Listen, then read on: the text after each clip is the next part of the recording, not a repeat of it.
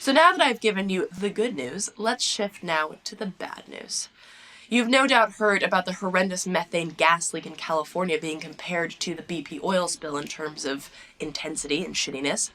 Well, here to give us some more information on the severity, the backstory, the who, why, where, and when is the Director of Public Citizens Energy Program, Tyson Slocum. Take a look. So, first of all, let's talk the facts. More than 10,000 residents have been forced to evacuate due to flammable and toxic fumes, which cause headaches, nausea, vomiting, dizziness, blackouts, and even death. An estimated 150 million pounds of methane has already leaked, and methane is 87 times more potent than carbon dioxide. This is all what I picked up from your press release. What am I missing? Right. What severe issues am I missing in this? Well, I think you've captured all of it, but the most shocking thing about this thing is how long it's been going on. The leak was first detected on October 23rd of 2015. It's now in January of 2016, and the estimates to stop the leak at the earliest, it's not going to happen until late February. And people are very shocked that it takes this long to control a methane leak of this volume and this size.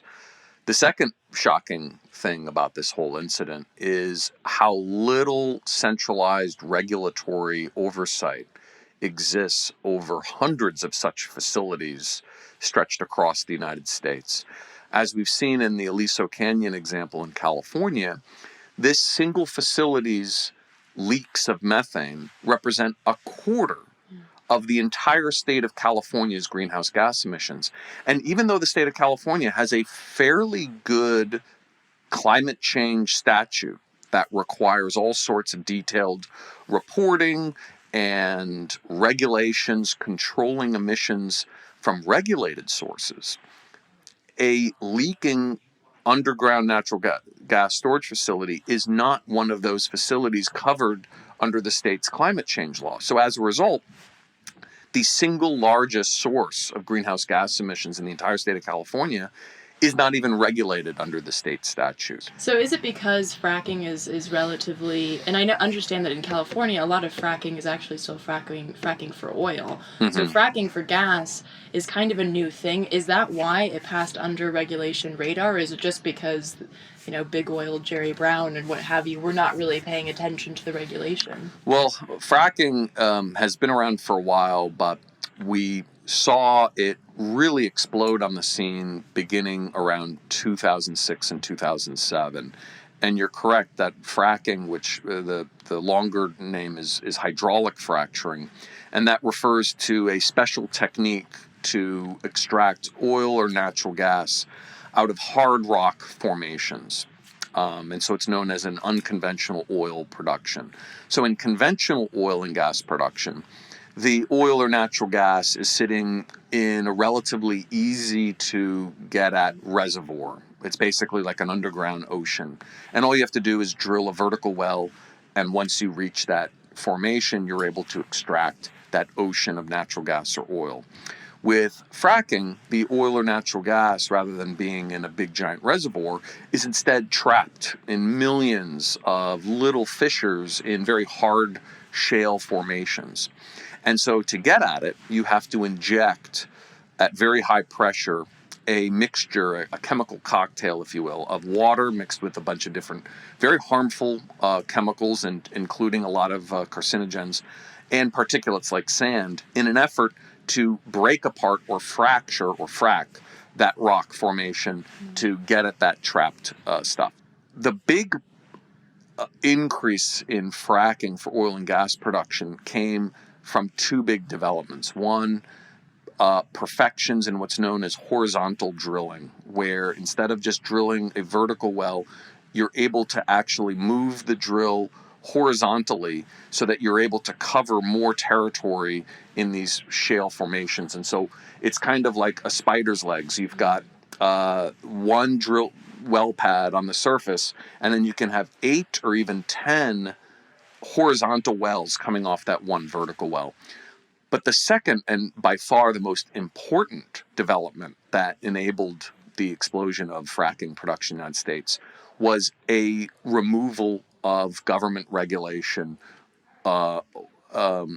prior to 2005, it was expected that fracking had to comply with a variety of federal laws, including the Federal Safe Drinking Water Act. There was some uncertainty, and there were in fact several lawsuits. The biggest one was actually in the Fayetteville Shale, beginning in 2003 and 2004, where residents were complaining about water drinking contamination and had brought lawsuits saying that frackers operating in the area had failed to comply with the federal drinking water statutes. So in 2005, during the Bush administration, Congress rushed through a very large energy bill that contained a one-paragraph long provision that exempted hydraulic fracturing from having to comply with federal safe drinking water statutes. The removal of that regulation from the fracking industry gave them confidence that they didn't have to worry about contaminating water, because if they had to comply with the provisions of the Safe Drinking Water Act prior to fracking, they would have to certify that their activity would not contaminate wells, right? You have to be proactive. Right now, you can bring suits if you find after the fact contamination. But of course, the industry makes it very hard to prove that wells have been contaminated from their activity. So it puts all the burden on affected families and communities. And it also, you cannot take action until you actually have already contaminated the water supply. And we've got hundreds of such examples across the country where that's happened. So that change in law made it much cheaper and much easier for the oil and gas industry to expand fracking opportunities. And that's why the United States has now become the largest oil producer in the world and the world's largest natural gas producer, because of the removal of these regulatory restrictions that have tipped the scales most decidedly in favor of the oil and gas industry. That obviously must have spilled over not just from water, but from air, because as I understand it, once they found the large leak in Aliso, that they also saw that there had been other smaller leaks going on already. Like there were already leaks happening before they found the bigger ones. So not only, it doesn't even seem that there's good regulation, it seems that there's none. Is there nobody that is charged with going out to check these storage sites? Right. So California, like most states, rely on self-regulation. The regulation consists of relying on the company to do its own well integrity tests and its own checks, and to report to regulators that we have checked things out and everything is fine. That's inexcusable. That's not effective regulation from our point of view. And the problem with this particular facility is that they were storing this natural gas in old abandoned oil wells. And the integrity of those wells, some of these wells date back to the 1950s and earlier. And when you've got old wells like that, especially in an area like California that has lots of seismic activity, the ability for older wells to continue to remain viable and intact is going to erode over time. And we did not have a robust enough independent oversight to ensure the integrity and safety and security of these wells. So what we need to see going forward is, we need to see affirmative federal oversight over all natural gas and other underground petroleum storage facilities. And that regulatory oversight would entail two different types of activities. One would be affirming the security and safety of these facilities. And I think that the most appropriate agency would be under the Department of Transportation, the U.S. Department of Transportation, to have inspectors look at these wells and certify that they are adequate for storage. And the second federal regulation that needs to be enacted as part of the response to Aliso Canyon is providing the U.S. Environmental Protection Agency full jurisdiction over all underground existing oil and gas infrastructure for all methane and other leaks of greenhouse gases. So I do want to ask you where we're at with that and how people can get involved. Right. But I also want to ask, So there's been a lot of, particularly some of the groups that I've been working with have been targeting FERC, the Federal Energy Regulatory Commission, because they've been just greenlighting all these sorts of fracking endeavors, including an export plant at Cove Point. So when the regulatory agencies are the ones that seem to be also as corrupted as the self-regulating fracking companies, how do you like? It seems like there's not just it's not just about giving regulatory agencies more power to regulate. It seems like you might have to do a complete overhaul of the Right. system of money flowing into these different regulatory commissions from those oil and gas industries. Right. Well, you'll note that my reform plans did not mention FERC because I don't think that FERC is an appropriate agency to handle safety inspections or to handle emissions inspections. The Federal Energy Regulatory Commission is a very unique agency, and I've worked on FERC matters for more than 15 years. We helped put together some of the first research that identified Enron as the culprit in the California electricity crisis. And remember, that was all under FERC supervision. Right. And everything that Enron did, they did it with a green light from the Federal Energy Regulatory Commission. So we've been exposing problems in the way that FERC handles its operations for an awful long time. The bulk of FERC's regulatory jurisdiction involve rate making. As part of siting for new facilities, they have to do environmental impact statement reviews. And FERC has decided, against the recommendations of the Obama administration, to not do comprehensive reviews that would include all the climate change impacts of natural gas production, transportation, and consumption through the burning of the fuel. Instead, they look very discreetly at just the environmental impacts from the operation of the exact facility, which is far too narrow-minded. I do not think that FERC is an appropriate agency to handle inspections of existing or new infrastructure, storage infrastructure, or for the mapping and controlling of methane leaks from this infrastructure. Gotcha. So, and in closing, where are we at with the regulation that you're suggesting, or the changes you're suggesting? Right. And do you think that this is something that will happen first on like a California level, or even on a county level before it becomes a federal regulation? Right. So there's a couple of different pathways for the federal reforms. One involves Congress, and the other does not need to involve Congress. So first, last year, the Obama administration proposed rules on methane leaks from new, not yet built oil and gas infrastructure. What we are now urging the Obama administration to do is to rewrite that rule to include existing oil and gas infrastructure. The second part, which would be to get the Department of Transportation, and there's a unit within the Department of Transportation called PHMSA, the Pipeline Hazardous Safety Administration.